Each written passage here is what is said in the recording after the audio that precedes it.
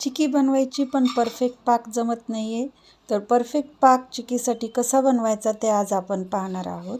त्यासाठी तुम्हाला हवा तेवढा गूळ कढईमध्ये घालून घ्यायचा आहे. इथे मी 1 वाटी गूळ घेतलेला आहे. आणि गूळ घातल्यानंतर आपण पाणी घालायचं आहे थोडंसं पटकन वितळावं म्हणून. नाही घातलं तरी चालतं पण थोडासा वेळ लागतो, म्हणून मी पटकन थोडंसं पाणी घालून घेते याच्यामध्ये, म्हणजे तो पटकन वितळतो. पाणी घातल्यानंतर त्याला हलवायचं आहे आणि सतत हलवत राहायचं आहे.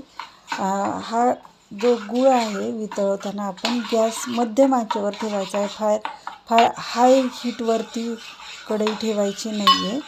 मध्यम आचेवरती हा पाक सतत ढवळत राहून वितळून घ्यायचा आहे गूळ आणि पाक तयार करायचा आहे. जसजसा पाक तयार होत जातो तसतसा हा गूळ आहे शिजायला चालू झालं की फुलत जातो. हे बघा साईडनं तुम्ही पाहू शकता बबल्स यायला चालू झाले आहेत, म्हणजे हा गूळ आता पाक बनायला तयार झालेला आहे. असा फ्लफी होतो हा, जसं जसं शिजत जाईल तसं जे बबल्स येतात फ्लफी होत जातो. आता इथे आपण पाहू शकता की जेव्हा मी याला थोडंसं हलवलं तेव्हा तुम्हाला ते पातळ दिसलं असेल, पण घाबरायचं नाही आहे. सुरुवातीला तो पातळच असतो, नंतर तो घट्ट होत जातो.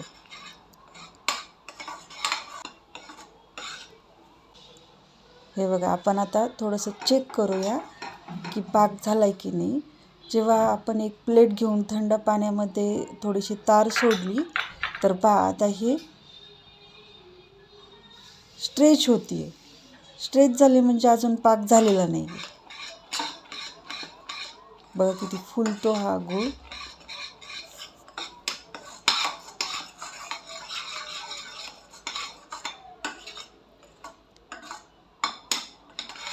सतत असं हलवत राहायचं, खाली करपेल नाही तर.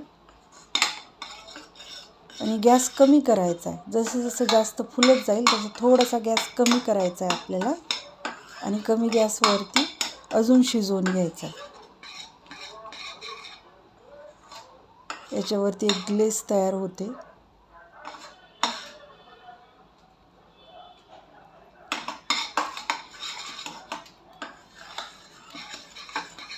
शाईनी येते आपल्या पाकाला, जशी चिक्कीवरती दिसते ना सेम तशी.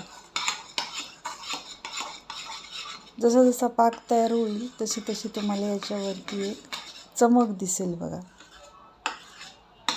आता पुन्हा एकदा आपण थोडंसं चेक करणार आहोत. Same process. एक प्लेट घ्यायची, त्याच्यामध्ये थंड पाणी घ्यायचं आणि एक तार सोडायची आणि थोडंसं थंड होऊ द्यायचं प्लेटमध्ये आणि चेक करायचं नंतर. हे बघा, आता आपण काय करणार आहेत, याला थोडंसं थंड झालं की मोडून पाहणार आहोत ही तार. जेव्हा ही अशी कटकन तुटते की नाही तेव्हा समजायचं आपला पाक तयार झालेला आहे. हे बघा, असे क्रिस्टल्स तयार होतात आणि आपण जेव्हा असं खाली टाकतो तेव्हा ते वाजतं. अजून एक तार सोडून दाखवते. थंड पाण्यामध्ये एक तार सोडली आहे. हे बघा, ही आता अशी थंड झाल्यावर उचलली का लगेच कटकन ही तार तुटते. हे बघा कशी ब्रेक होते लगेच, म्हणजे पाक तयार झालेला आहे. आता गॅस बंद करायचा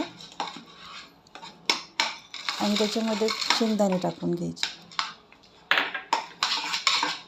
म्हणजे तुम्हाला जी चिक्की बनवायची, तिळाची बनवा, राजगिऱ्याची बनवा, त्याच्यामध्ये टाकून घ्यायचं. हे बघा छान मिक्स होतं याच्यामध्ये.